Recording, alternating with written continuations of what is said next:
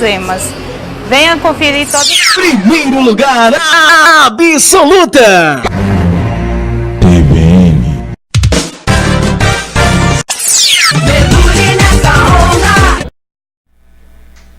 Muito boa noite. Este é o programa Uma Conversa Legal. Eu sou José Carlos Carvalho. Boa noite a você que nos assiste através das redes sociais, notadamente através do Instagram, Facebook, no Brasil e no mundo afora. Boa noite também a você, Eli Caso, diretor-presidente da TVN Brasil e toda a sua equipe de transmissão. Hoje vamos debater a atual conjuntura política e econômica brasileira, a intervenção militar, Foro de São Paulo e as perspectivas para o Brasil nos próximos 10 anos. E para esse debate nós convidamos o renomado jurista Dr. Laurence Raulino, advogado público federal, exercendo essa atividade há mais de 2 décadas, ativista político, escritor com 8 obras publicadas em 7 livros. Boa noite, Dr. Laurence. Boa noite, meu caro Zé Carlos.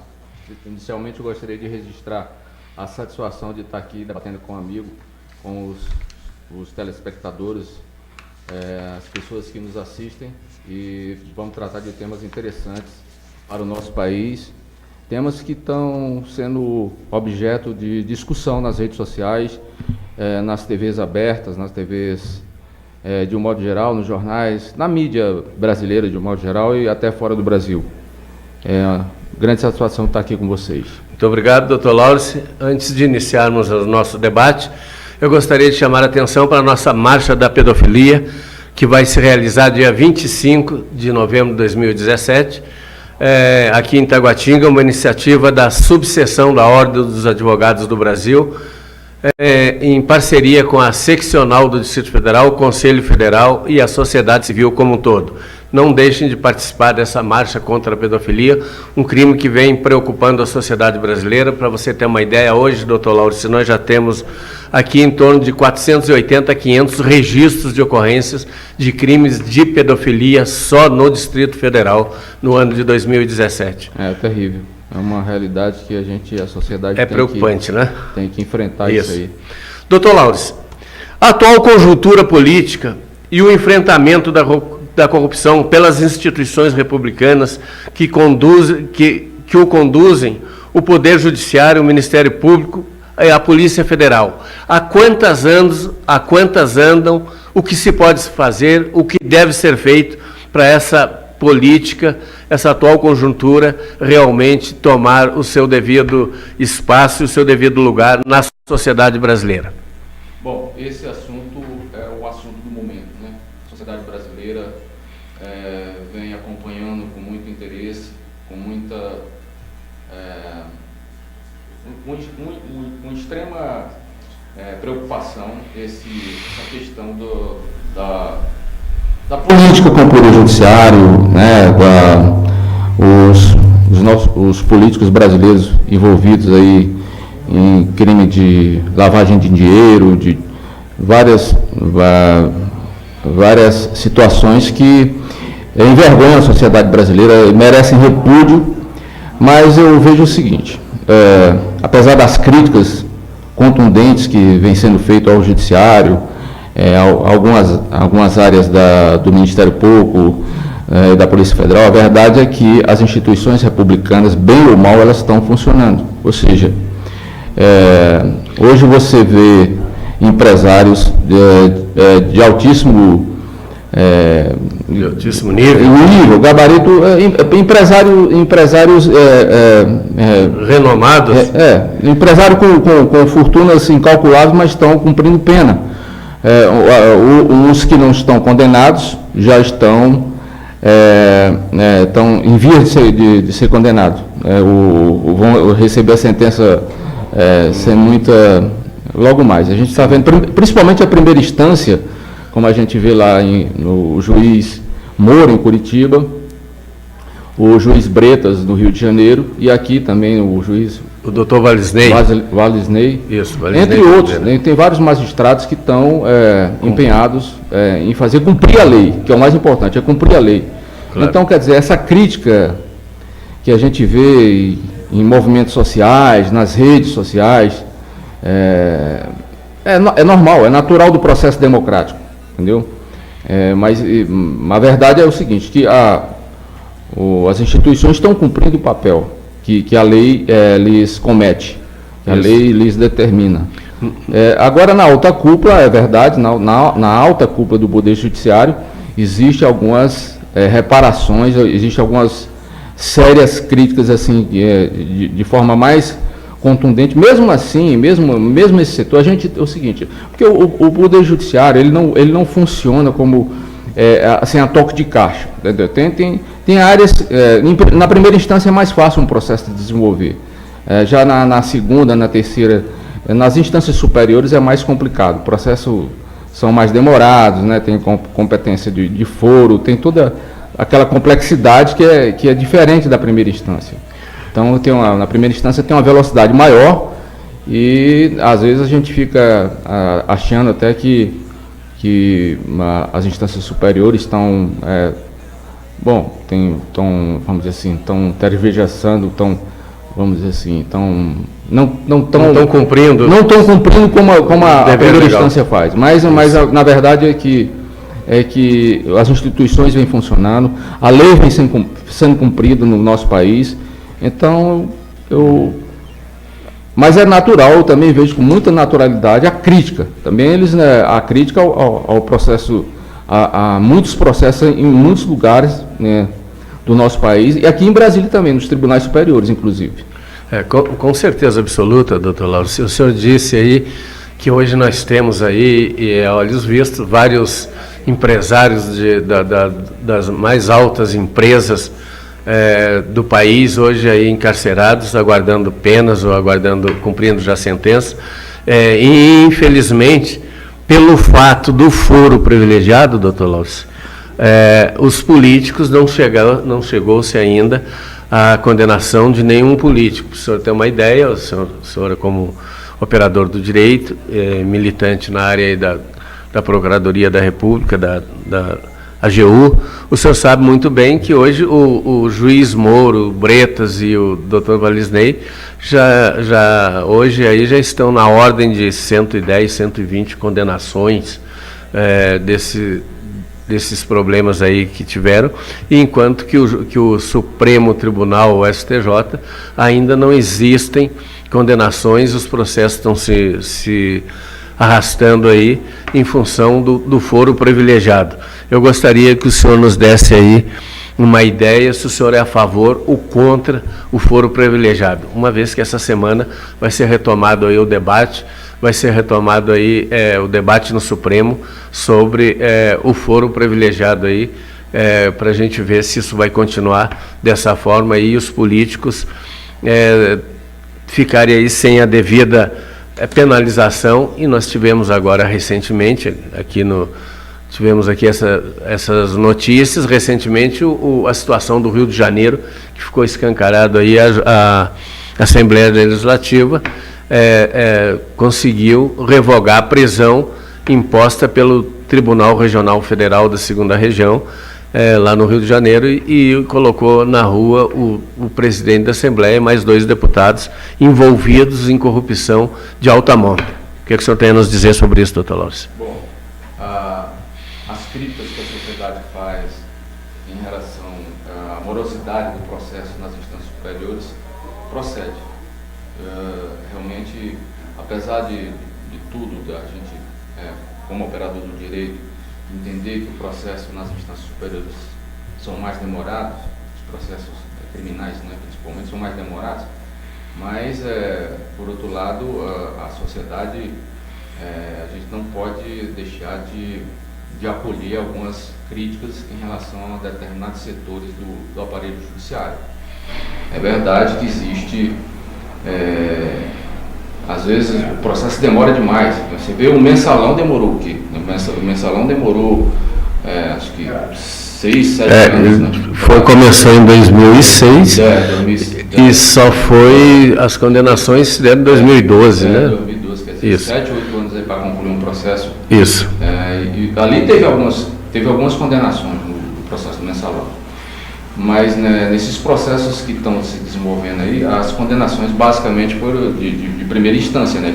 Algumas condenações confirmadas no âmbito de alguns tribunais regionais federais, né? Principalmente lá no sul, né? O Tribunal Regional Federal da 4ª Região, com sede em Porto Alegre, já julgou alguns recursos e confirmou a sentença condenatória de primeira instância e às vezes até alterou a pena, até majorou a pena. Isso. Em relação àquilo que a primeira instância havia fixado. Então é por aí. Mas a sociedade tem que acompanhar isso com muito interesse, com muita de perto, né? Porque diz respeito a todos nós, né? Claro. Diz respeito ao interesse da sociedade. Com certeza. A sociedade não pode ficar, né? Depois deixa a sociedade não acompanha, não critica, então, mas a sociedade, felizmente, essas redes sociais vieram para ficar. É uma coisa fantástica, a sociedade participa, né? Ali online, né? Online, em tempo real, né? Em tempo real eles estão participando aí. Acompanham. Hoje qualquer cidadão brasileiro, em qualquer rincão do país, está informado, sabe o que se passa aqui em Brasília, sabe o que se passa nas capitais dos estados, nos mais longínquos rincões do país. Então, porque as redes sociais proporcionam isso. Então a sociedade está sendo informada, muitas vezes online. Isso, com certeza, a maioria das vezes, né? Doutor Lawrence, gostaria de informar o senhor também que nós estamos... Hein? Vai trocar? Ah, tá. Então vamos para o intervalo? Pode? Doutor Lawrence, em relação a essa situação... nós tínhamos aí, nós estávamos conversando, o senhor falou aí do TRF4, que em função, o TRF4 já tem confirmado sentenças de primeiro grau, em segunda instância, e inclusive majorado penas, notadamente desse pessoal aí envolvido na Operação Lava Jato. E isso nos dá um certo alento, sabendo que hoje o Supremo Tribunal Federal, já em duas decisões, já ficou consagrado de que as penas serão, a partir de segunda instância, a condenação em segunda instância, o réu já vai cumprir pena em regime, já vai começar a cumprir a pena definitiva, né? Mas existe uma preocupação aí de alguns setores, e alguns magistrados aí, alguns juízes da Suprema Corte estão pensando novamente em voltar a analisar essa situação, e hoje há uma preocupação de algumas áreas das instituições republicanas, especialmente da cúpula do Poder Judiciário, e a ideia de alguns setores extremistas em favor, inclusive, de uma intervenção militar. O que o senhor tem a nos dizer a respeito dessas colocações e que a sociedade já vem clamando aí há algum tempo, voz corrente aí nas redes sociais, pedindo uma intervenção militar. O que o senhor tem a nos falar sobre isso, doutor Lawrence? A intervenção militar é compreensível, assim, que a sociedade proteste, vamos dizer, contra determinados aspectos dos poderes constituídos. Agora, falar em intervenção militar é um absurdo, é uma extravagância. Nós tivemos um regime de exceção que durou 21 anos e nós lutamos pelo fim desse regime. Então, quer dizer, um país monumental, um país fantástico, colossal como o Brasil, uma intervenção militar que não resistiria. Então, essas pessoas que falam em intervenção militar, pensam que são patriotas, não são. Na verdade, isso aí é uma precipitação. Eles são antipatriotas, porque se houvesse uma intervenção militar, uma ditadura não se sustenta no Brasil. Uma ditadura não se sustenta no Paraguai, na Bolívia. Agora imagina no nosso país, que é um dos 10 países mais ricos do mundo. O Brasil é um dos 10 países mais importantes da Terra. Como é que vai sustentar um regime, vai caçar o nosso voto, estabelecer a censura, amordaçar o Poder Judiciário, amordaçar o Ministério Público, os advogados, quer dizer, isso é insustentável. Pensar, em 1964, até, vamos dizer assim, poderia até se entender aquele momento, o contexto, porque nós vivíamos na Guerra Fria. Então, na Guerra Fria existia efetivamente o real perigo do comunismo. Mas hoje, o comunismo é uma piada no mundo. Quer dizer, nem a China mais quer saber de comunismo. Hoje nós temos nem o Vietnã. Só tem 2 países efetivamente comunistas. Cuba e Coreia. Cuba e Coreia do Norte. Porque a do Sul, você compara, a Coreia do Sul é um dos países mais desenvolvidos, um dos países mais ricos do mundo. É um país pequeno, mas porque é um país capitalista. Capitalista, com certeza. Porque o comunismo é um atraso. Então, quer dizer, como vai se estabelecer, como se vai justificar uma ditadura, uma intervenção militar no Brasil? O quê? Fechar o Congresso Nacional? Amordaçar o Poder Judiciário? Amordaçar o Ministério Público? Os advogados? A imprensa? Absurdo. É inaceitável. Não tem o que aconteceria? Se fosse, vamos dizer assim, vamos raciocinar, só para admitir, se fosse feita uma intervenção militar, é muito fácil dar um golpe. Agora, manter o golpe, manter a intervenção militar, não ia durar mais 21 anos, talvez não durasse nem 21 meses. O que ia acontecer? Ia cair, os militares seriam desmoralizados pela queda, e a gente não quer a desmoralização das nossas Forças Armadas, a gente quer valorizá-las. A gente precisa das nossas Forças Armadas com a moral alta, né?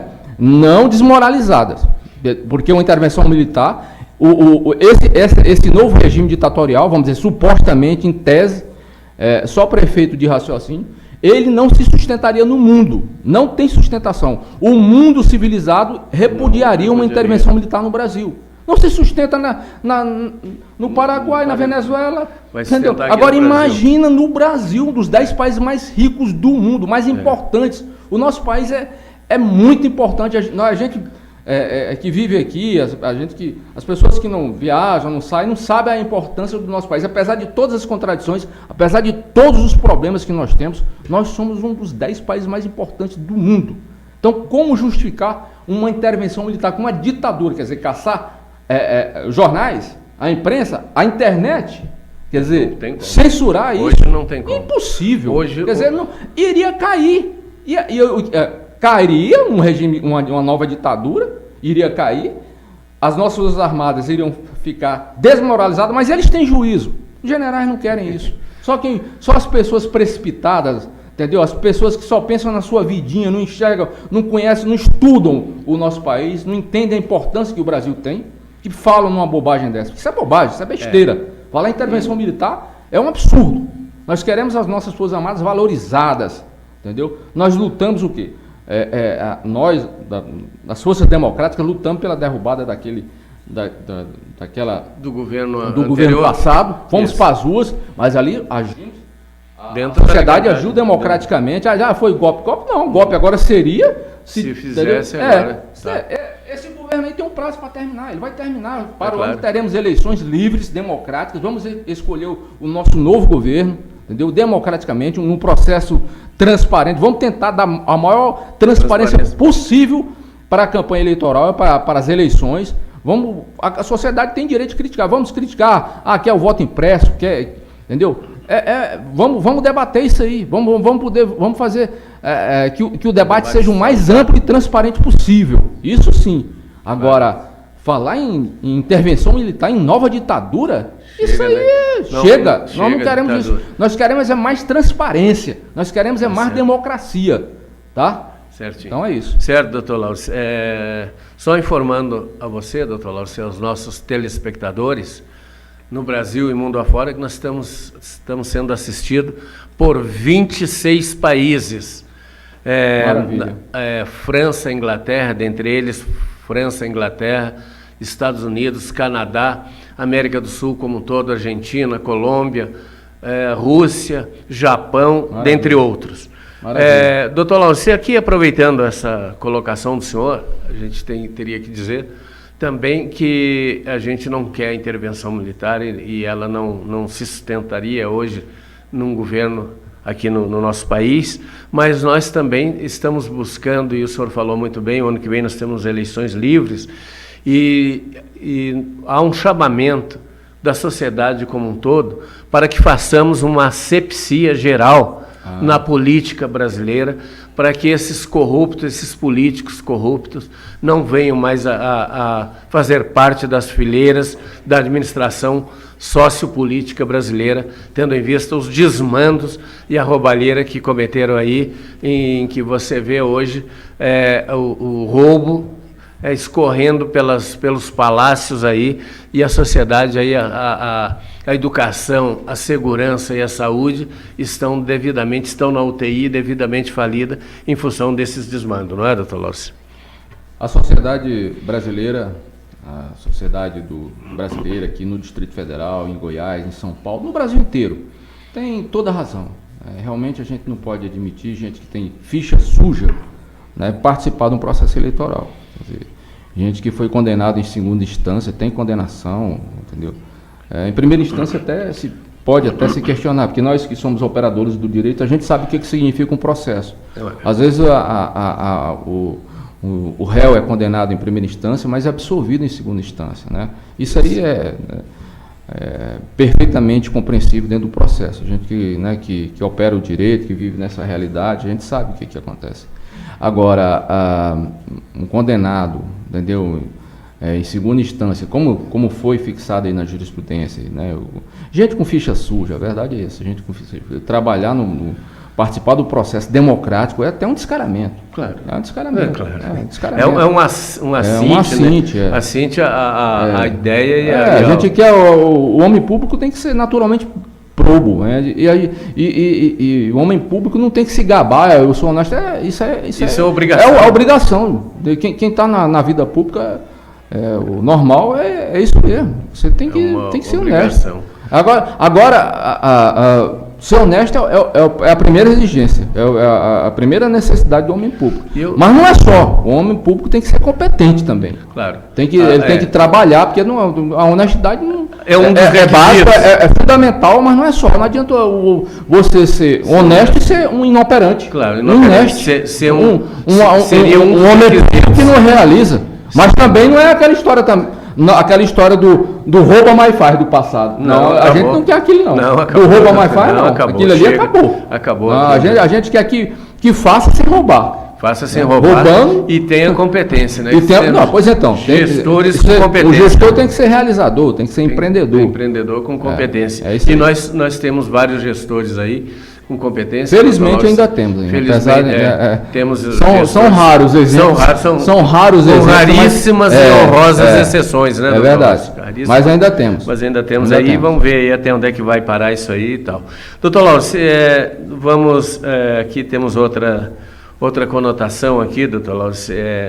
O Brasil no contexto das nações e o Foro de São Paulo.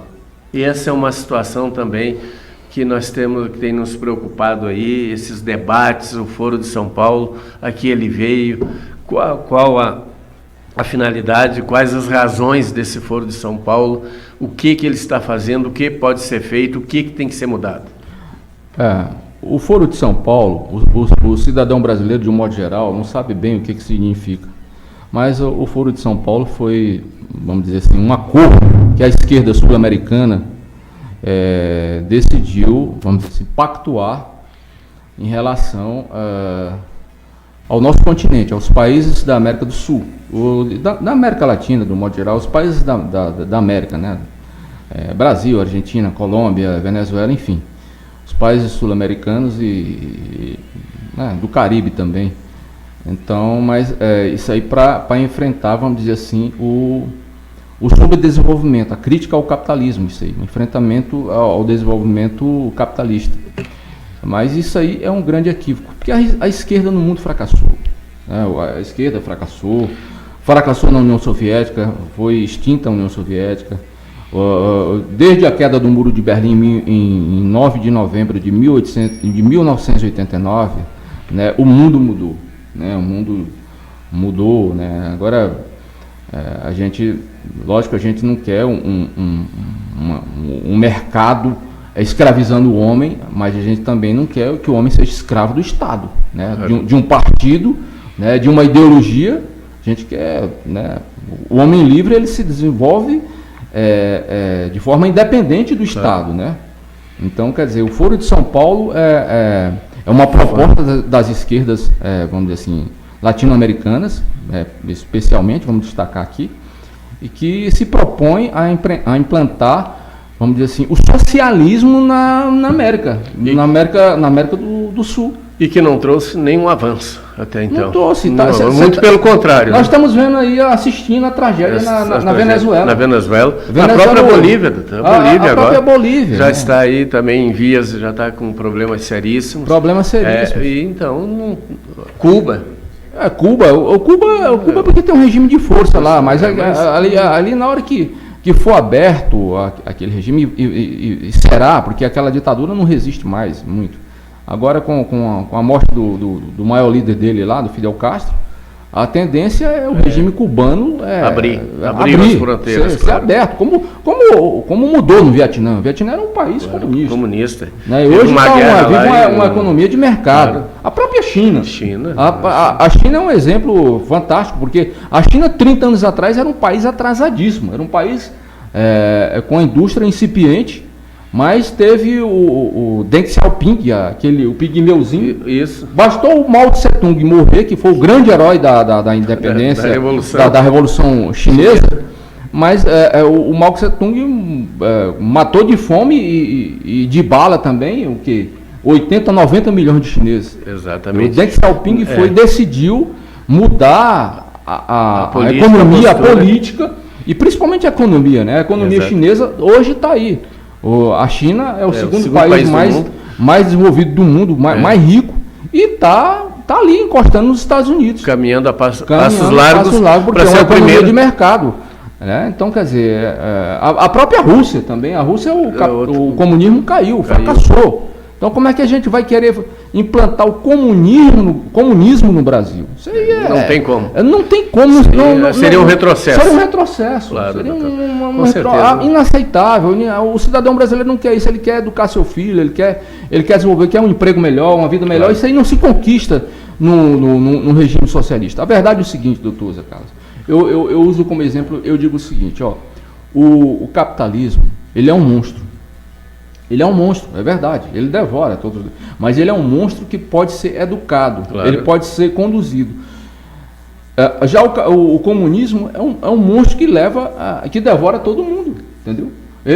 O capitalismo ele pode ser disciplinado, você pode fazer reformas, claro. Você pode mudar e as pessoas se desenvolvem, as pessoas crescem. Agora, o socialismo, o comunismo, só quem logra êxito é a cúpula. É a culpa dos partidos que dominam. Só os membros do Partido Comunista Cubano. Vê na Coreia do Norte, entendeu? Aquele grupo que tem um poder na Coreia do Norte é que manda lá. O cidadão coreano do Norte é um coitado, é um escravo do Estado. Nós queremos isso aqui para o nosso país? Não, país de forma alguma, nenhum. Entendeu? Então isso é um exemplo maldito. Foro de São Paulo. Tanto não teve ressonância. Tá aí a esquerda, entendeu? Só se sustenta hoje, entendeu? O discurso é o discurso do Lula, isso, né? Que foi presidente, mas está condenado já. A gente já sabe. Não tem por onde se sustentar e não vai. Foi condenado e muitos dos partidos, muitas lideranças da esquerda aí também já receberam penas. Claro. Então, não tem por onde. O remédio, a solução é a democracia, é a ordem democrática, não há outro caminho. É a ordem democrática, o Brasil tem que caminhar por isso. O nosso caminho é o caminho da democracia. Essa que é a verdade. E hoje no mundo globalizado, e aproveitando aí o gancho que o senhor falou, não obstante aí, o senhor falou da China, que é um país aí caminhando a passos largos para ser o primeiro país do mundo em economia, eles estão com tecnologia de ponta. Não é uma democracia. Mas está caminhando a passos largos. Para ser a primeira potência econômica do mundo. E caminhando a passos largos. Eu acredito. E não obstante, doutor Lauro, que a democracia vai terminar se impondo com certeza. Não é para já. É um processo histórico, é um processo longo, mas vai se impor. Eu gostaria só de acrescentar aqui para o senhor, não obstante eles terem ainda que sustentar e que alimentarem 1.600.000.000 pessoas hoje, né? Verdade. Então, eles precisam aí do Brasil, precisam de todos os países para manter a alimentação dessa quantidade verdade, de gente. Você imagina, nós somos aqui 205, 210 milhões de brasileiros e tem gente aí passando fome, nós estamos tendo diversos problemas aí. Você imagina com 1 bilhão e 600 milhões de pessoas a comerem todo dia, então o que precisa, e realmente eles estão num processo muito avançado aí da sua democratização e, como o senhor disse, vai com certeza partir aí para ser a maior economia do mundo em curto espaço de tempo. É verdade. Doutor Lauro, você só agradecendo aí aos países que estão nos assistindo, 26 países estão nos assistindo aí, a Europa toda, a América do Sul, a América do Norte, e nós vamos agora a um intervalo e voltamos daqui a pouco com outras informações, com outros questionamentos e outras respostas aqui que o senhor vai nos dar aí com o seu brilhantismo, viu, doutor? Até obrigado. Daqui a pouquinho nós estamos retornando. Tá ótimo.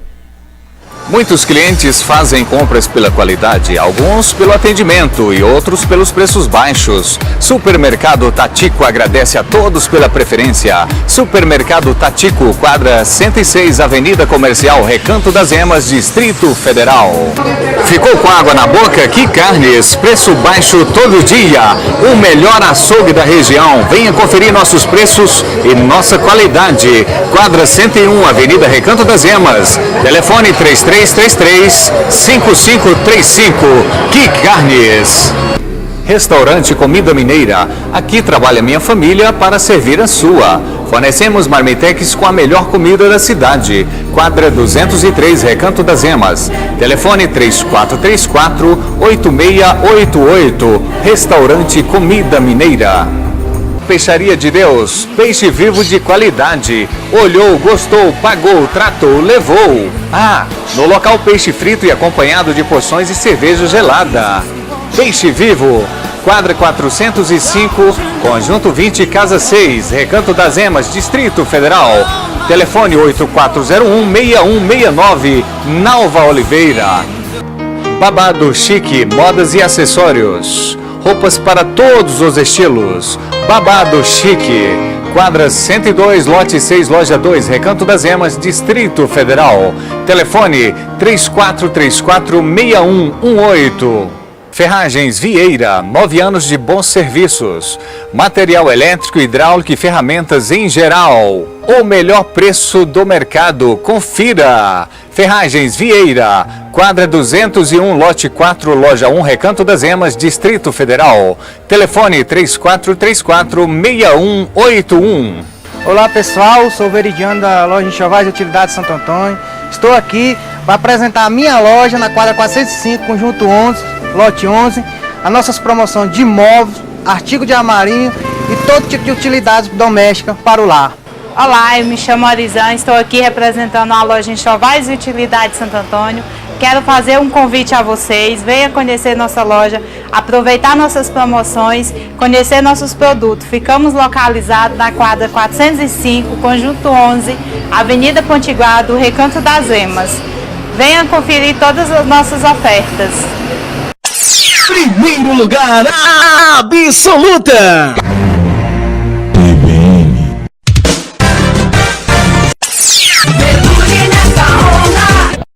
Muitos clientes fazem compras pela qualidade, alguns pelo atendimento e outros pelos preços baixos. Supermercado Tatico agradece a todos pela preferência. Supermercado Tatico, quadra 106, Avenida Comercial, Recanto das Emas, Distrito Federal. Ficou com água na boca? Que Carnes, preço baixo todo dia. O melhor açougue da região. Venha conferir nossos preços e nossa qualidade. Quadra 101, Avenida Recanto das Emas. Telefone 3333-5535. Que Carnes. Restaurante Comida Mineira. Aqui trabalha minha família para servir a sua. Fornecemos marmitex com a melhor comida da cidade. Quadra 203, Recanto das Emas. Telefone 3434-8688. Restaurante Comida Mineira. Peixaria de Deus, peixe... Voltamos a apresentar o nosso programa Uma Conversa Legal. Hoje aqui com o nosso entrevistado, Dr. Lauro Raulino, ativista político, procurador federal, escritor com 7 livros já publicados.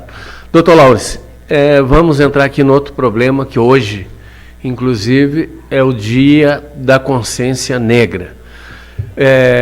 O que o senhor diz a respeito, doutor Laurici? Isso, os nossos telespectadores, os nossos ouvintes, têm nos perguntado muito sobre isso, sobre as cotas nas universidades, as cotas no Brasil como um todo, notadamente nas universidades, cota para índio, para preto, para negro, ou afrodescendente, as cotas diversas aí, para o pessoal dos quilombolas e outras entidades de classe aí, essas cotas. Antes do senhor responder, eu gostaria de dizer ao senhor, doutor Laurici, que a minha opinião pessoal, eu sou a favor, no Brasil, de cota para pobre. Quem não tem recurso tem que ter cota, independente de cor, raça ou religião. Até porque, doutor Laurici, na minha concepção, na minha ideia, não se mede um homem ou uma mulher por sua cor, raça ou religião. Se mede um homem ou uma mulher pelo seu caráter e pelo seu talento. Por favor, doutor. Bom, como operador do direito, eu tenho que cumprir a lei, né? Mas aqui eu estou falando como ativista político, como cidadão. E com relação à questão das cotas, o Brasil adotou o modelo americano, o norte-americano, o estadunidense, vamos dizer assim, depois daquela grande luta pelos direitos civis nos Estados Unidos, que era um absurdo. A discriminação racial nos Estados Unidos era uma estupidez, né? Promovida pelo Estado, né?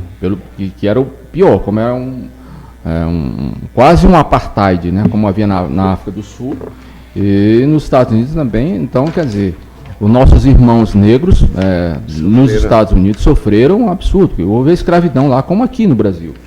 Então, quer dizer, foi uma vitória da consciência, né? Hoje é o Dia da Consciência Negra no Brasil. Isso. Né? Então, foi uma vitória vou dizer assim, da consciência democrática, foi uma vitória moral, política, né? do povo norte-americano, tem enfrentado aquilo. E o mais fantástico, né? Depois elegeram um presidente negro, né? Foi um presidente extraordinário. Né? O Obama, a história, a posteridade, né? A história vai registrar futuramente a grandeza, a dimensão, a estatura histórica, né? Moral, Obama. Cívica do Obama. Enfim. Então, ali foi uma experiência americana que se implantou no Brasil, porque a gente sabe que no Brasil também houve esse absurdo que foi na nossa história, a escravidão negra, né? Então, tem essa luta e a gente, vamos dizer assim, é solidário, né? A gente, todos nós brasileiros, somos solidários, brancos, ou mestiços, mulatos, sejamos que origem for. E, na verdade, o racismo é uma grande estupidez, como o senhor falou, doutor. O racismo é uma grande estupidez, porque não existem raças. O Homo sapiens veio da África, né? Saiu da África há 80, 90 mil anos atrás. Vamos dizer assim, isso é o que a ciência diz, né? Eu estou falando aqui a informação pela ciência. A ciência fala isso, né? Que o homem saiu da África há 80, 90 mil anos atrás, se espalhou pelo mundo. Então, é o Homo sapiens, né? Somos nós. Pode ser branco, preto, amarelo, qualquer cor. Todos nós somos Homo sapiens. O Homo sapiens derrotou outros tipos humanos que haviam na Ásia, na própria Europa, o Homo de Neandertal. Então, nós afirmamos por quê? Porque tivemos mais capacidade, né? Nós, como Homo sapiens, tivemos mais capacidade do que os outros tipos humanos. Então, não existe, porque é africano, negro, branco, todos nós, independentemente da cor, somos Homo sapiens. Então, o racista é um estúpido, ele não existe raça. Isso aí não existe absolutamente. A ciência já demonstrou isso aí, antropologicamente não existe raça. Existe diferença só da cor da pele, do cabelo, do nariz, mas todos nós somos, o fígado é igual, o cérebro é igual, o coração é igual. O sangue é do mesmo O sangue, cor. tudo é igual. Os tipos sanguíneos são iguais. Então, quer dizer, o racista é um idiota, é um estúpido. Né? Você viu que foi aquela maluquice lá do Adolf Hitler na Alemanha, né? Claro. Na década de 30, 40, mas foram derrotados. Foram derrotados. A consciência democrática, a consciência humana não suporta o racismo. Com certeza. Só as pessoas muito atrasadas, muito estúpidas, pessoas que não têm, né, formação intelectual, moral, que aceitam o racismo. Com certeza. O racismo é inaceitável. Muito bem, doutor Laurce. E aí, aproveitando aí as suas colocações, o senhor falou aí dos Estados Unidos, já existem estudos e estão comprovando que o presidente Obama vai para a história como um dos maiores presidentes da história americana. Com certeza. Obama fez uma realização. O projeto dele de saúde, ele teve vitória em vários campos, em vários setores, na própria economia. Na economia americana e mundo afora. Mundo afora, ele deu uma lição aí. Ele é criticado, porque isso é normal do processo democrático, critica. O Partido Republicano o criticou, né? Continua fazendo a crítica. O atual presidente Trump critica, é normal, é o direito dele. Na ordem democrática você pode fazer. Felizmente nós podemos fazer isso. Na ditadura que a gente não pode criticar, a gente tem que ficar calado. Desde que ela seja construtiva e o senhor vê. Que até hoje, até agora, o atual presidente não conseguiu derrubar lá o sistema de saúde, sistema de saúde, e está implantado lá, dado a sua capacidade de gestão, né, de gestão lá e tal. Doutor Laurce, a perspectiva para o Brasil daqui a 10 anos, digamos 2030, quais são as perspectivas nossas aí? O que é que o senhor tem a nos dizer em função disso tudo, em função da tecnologia, em função da internet? Nós estamos falando agora aqui, nós demos a notícia aos nossos telespectadores, o senhor estava falando, nós estamos falando nos bastidores, que hoje o mundo está globalizado e tudo em tempo real. Tanto é que nós estamos sendo assistidos por 26 países, mundo afora. O que o senhor acha em função dessa tecnologia e as perspectivas para o ano 2030, doutor Laurce? Prezado Zé Carlos, operador do direito como eu falo aqui como observador. Eu não falo como estudioso, como especialista, eu falo como observador, como cidadão.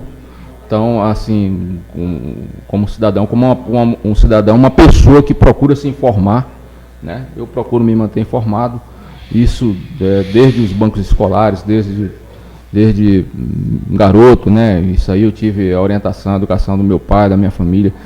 E principalmente como ativista político, né, doutor? Bom, atuei bastante na universidade, lutei, mas democraticamente, claro. Nunca... Bom, eu acho que eu sou otimista. Na verdade, eu sou realista, porque o Brasil é um país fantástico. O Brasil é um dos 10 países mais importantes do mundo, como eu falei no início.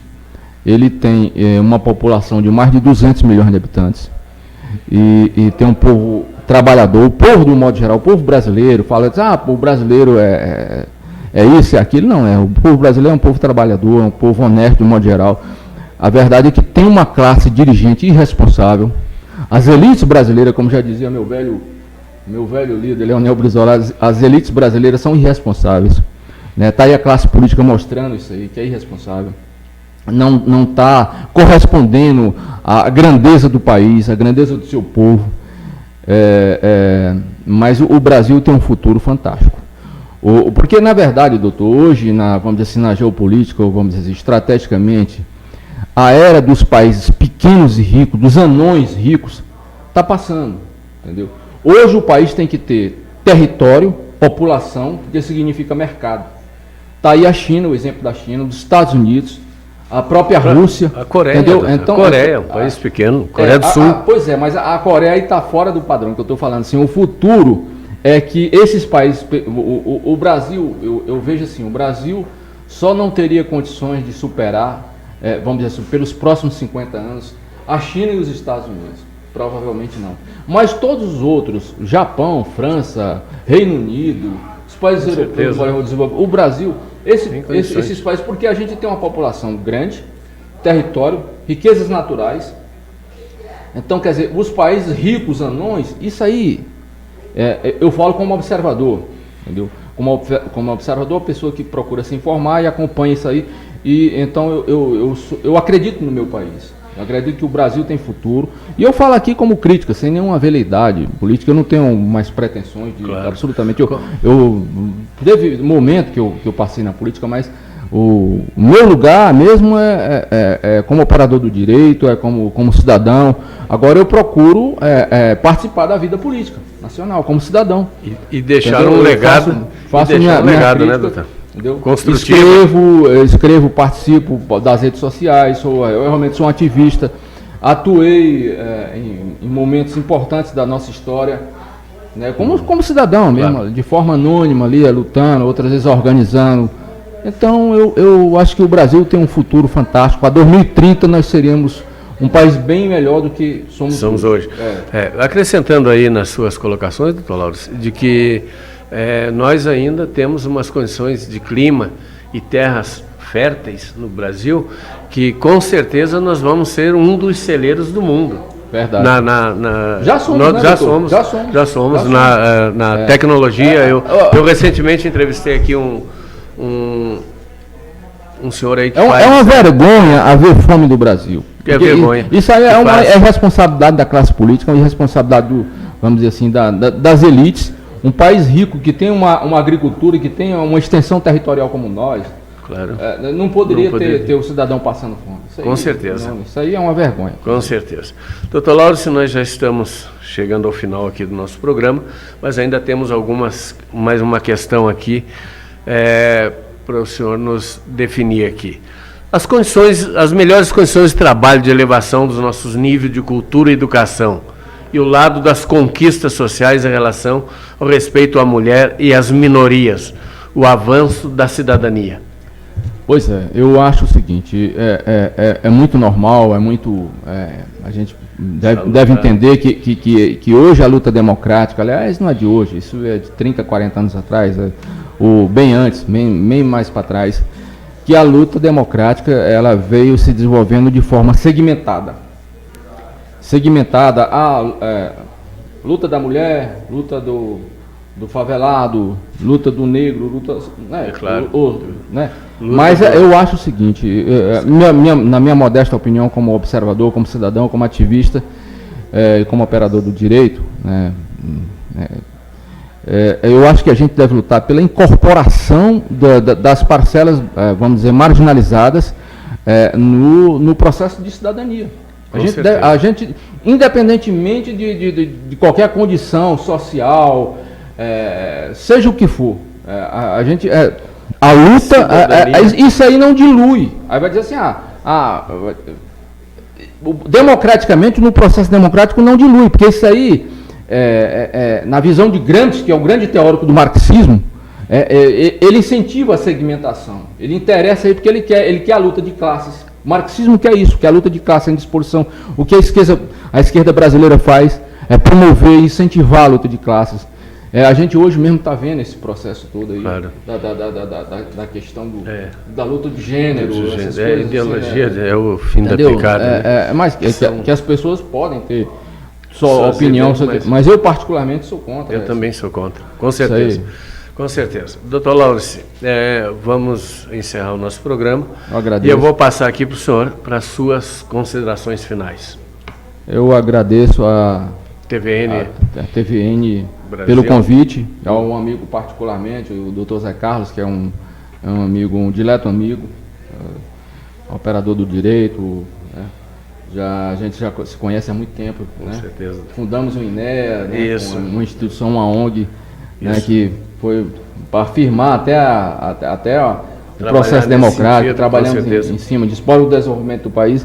Então eu agradeço o convite, agradeço a TV, agradeço a todos aqui pela acolhida e pela oportunidade, porque é sempre bom a gente poder ter a oportunidade de falar, de fazer a nossa manifestação, expor aqui algumas ideias, como cidadão. Eu falo aqui principalmente como cidadão, como ativista e como cidadão. Então, muito obrigado. Doutor Lauro, eu sou quem agradeço, a TVN também agradece o senhor aqui, eu agradeço aqui e o convoco para outras oportunidades, para a gente formar um debate aqui. Será sempre um prazer. Para a gente trazer outros debates aqui e trazer aqui na sua ideia, trazer outras pessoas para a gente fazer um contraponto aqui e manter esse diálogo salutar e agradecendo aí aos nossos telespectadores no Brasil e mundo afora, informando novamente aí que nós estamos sendo assistidos aí por 26 países, dentre eles Inglaterra, Espanha, Portugal, Irlanda, Marrocos, Singapura, Japão, Canadá, Estados Unidos, Argentina, Colômbia. Maravilha. Então, vários países aí estão nos assistindo. A gente agradece essa audiência aí do povo brasileiro que vive nesses países, estão nos assistindo aí mundo afora. E antes de terminar o programa, eu gostaria de terminar o programa com essa frase. Como bem falou o senhor aí, doutor Laures, a justiça é o solo onde se edifica uma nação e sua cidadania. Perfeito. Muito boa noite. Concordo plenamente, subscrevo.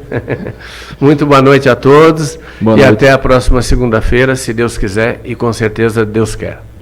Tá ótimo. Parabéns. Obrigado. Obrigado. Muitos clientes fazem compras pela qualidade, alguns pelo atendimento.